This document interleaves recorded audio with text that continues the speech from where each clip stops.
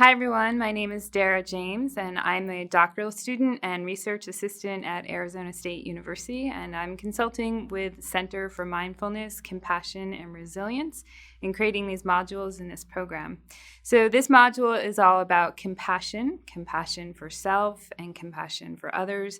So in the beginning of the module, you'll have a little quiz that will ask you about your compassion towards yourself, and then you'll have the same quiz again towards the end of the module. So in the beginning, you'll have an introduction to what self-compassion is and a little bit about how it's different from compassion for others. And then we'll break down the components of what self-compassion is and the three things that it's built of. From there, we'll talk a little bit more about the benefits of self-compassion and how it can help with our mindfulness, how it can help with our resiliency, our overall outlook on life, and our happiness. It can also help with things around stress and test scores and interpersonal relationships, and also general health. And then from there, we'll introduce a few practices that you can do on your own at any time, some guided practices and practices that you can do just inward by yourself.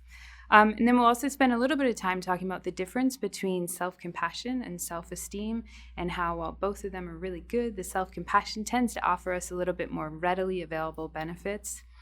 And then we'll look at compassion and how we have compassion towards others.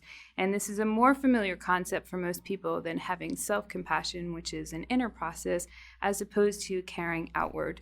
So the idea with the self-compassion, it was that we're treating ourselves the way we would treat a best friend. And so with compassion, we're simply doing that for another, caring for another, showing up with kindness and an ability to be there for someone else.